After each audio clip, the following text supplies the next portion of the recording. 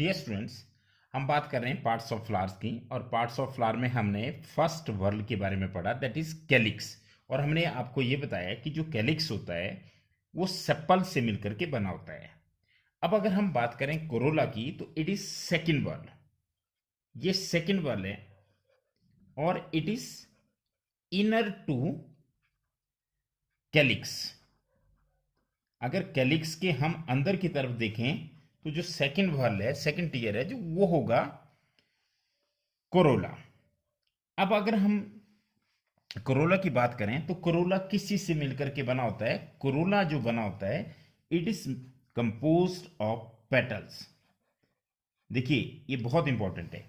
अगर हम कैलिक्स के एक इंडिविजुअल पार्ट को देखें तो उसको सेपल कहते हैं। इसी तरह से अगर कोरोला के इंडिविजुअल पार्ट की हम बात करें तो उसको पेटल कहते हैं। तो means all the petals of a flower they form Corolla.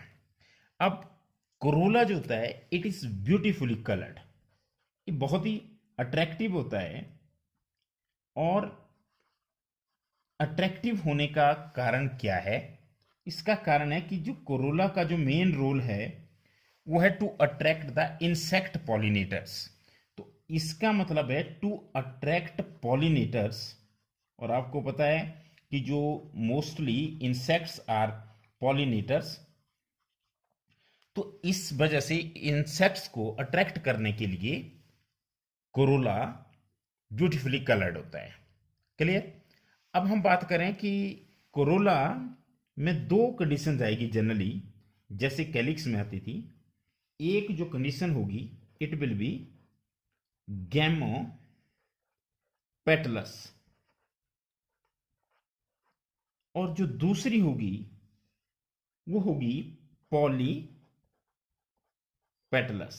देखिए अब आप इन वर्ड्स का मतलब समझ चुके हैं, क्योंकि पहले हमने कंडीशन पढ़ी गैमोसेपलस, दूसरी कंडीशन हमने पढ़ी पॉलीसेपलस। यहां पे हमने गैमो और पॉली वर्ड जो है बिल्कुल सेम रखे। हमने जहां पर सेपल्स थे वहां पे हम बात कर रहे हैं पेटल्स की।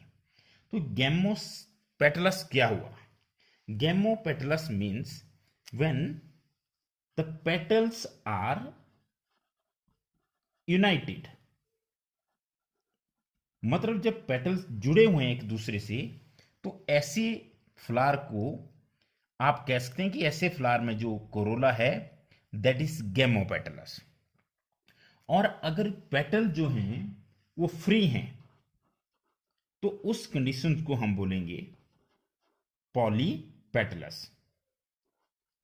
अब देखिए मैं आपको ये दोनों कंडीशंस यहां पे बताने जा रहा हूं कि किस तरह से हमारे पास यहां पे गैमोपेटलस कंडीशन है और किस तरह से पॉलीपेटलस कंडीशन है। ये देखिए ये यहां पर मैंने आपको तीन पेटल्स बनाए। अब ये देखिए आप, ये जो तीन पेटल्स हैं आप साफ देख रहे हैं ये एक दूसरे में यहां पर मर्ज कर रहे हैं और एक दूसरे के साथ अटैच्ड है। ये देखिए, ये देखिए अगर ये अटैच्ड हैं तो इस तरह की कंडीशन को गैमोपेटलस कहा जाता है। गैमोपेटलस का मतलब है कि when the petals are attached to each other, और you can say they are United, वो एक दूसरे से जुड़े हुए हैं। और अगर हम इसी कंडीशन को देखें पॉलीपेटलस के केस में, अब देखिए यहां पर मैं पेटल जो है वो दूसरे कलर से बना रहा हूं। ये देखिए, ये देखिए ये एक पेटल है, ये दूसरी पेटल है, ये तीसरी पेटल है। अब ये जो पेटल्स हैं ये फ्री हैं, तो ये कंडीशन हमारे पास पॉलीपेटलस है। और ये वाली कंडीशन जो है ये कौन सी आ गई हमारे पास? It is gamopetalous. तो मेरे ख्याल से अब आपको ये चीज क्लियर होनी चाहिए कि गैमो और पॉली में क्या डिफरेंस है। ये जो इसके बाहर से मैं बना रहा हूं ये सेपल्स हैं, ये हम पहले पढ़ चुके हैं। तो इस तरह से मैंने आपको एक और कंडीशन बताई कि किस तरह से हम उनको पॉली और गैमो के बीच डिफ्रेंशिएट करते हैं। अब इसमें एक और इंपॉर्टेंट चीज है कि ये जो कोरोला है, अब कोरोला पेटल्स से मिलकर के बना होता है, पर इसकी शेप कोई फिक्स नहीं होती। The shape and the colour, अगर हम बात करें शेप की एंड कलर की, the shape and colour of Corolla very greatly in plants.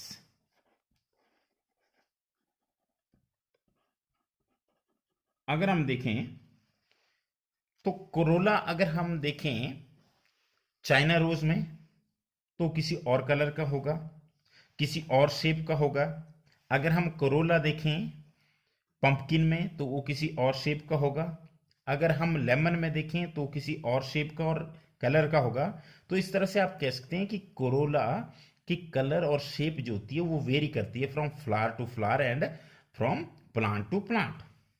अब जैसे इसके मैं कुछ आपको एग्जांपल बता देता हूं कि किस किस तरह की शेप इसकी हो सकती है। जैसे जो कोरोला है, अब देखिए ये एक ट्यूब की फॉर्म में भी हो सकता है। तो इस तरह के कोरोला को ट्यूबुलर कहा जाता है जब वो ट्यूब की तरह होगा। दूसरा, अगर वो बेल शेप्ड होगा तो इस तरह का कोरोला भी हो सकता है कि वो बेल के आकार का हो, then it is well shaped. मतलब कोरोला ट्यूबुलर भी हो सकता है, ट्यूब की फॉर्म में भी हो सकता है, और बेल शेप्ड भी हो सकता है। इवन ये फनल की तरह भी हो सकता है, it may be funnel shaped, और व्हील की तरह भी हो सकता है। तो ये मैं आपको वो शेप बता रहा हूं जो एनसीईआरटी में मेंशन की गई है कि कौन कौन सी शेप का हो सकता है। हालांकि ये काफ़ी डिटेल टॉपिक है लेकिन हम केवल एनसीईआरटी की बात करेंगे। तो मैंने आपको बताया कि कोरोला सेकंड वर्ल होता है, it is inner to calyx. देखिए ये जो ये बाहर है ग्रीन कलर का, ये कैलिक्स है, और कैलिक्स के अंदर जो है वो कोरोला होता है। और कोरोला जो होता है वो पेटल से मिलकर के बना होता है, और कोरोला बहुत ही अट्रैक्टिव होता है, इट इज़ ब्यूटीफुली कलर्ड। और इसका अट्रैक्टिव होने का एक ही कारण है कि ये पॉलिनेटर्स को क्या करता है, अट्रैक्ट करता है।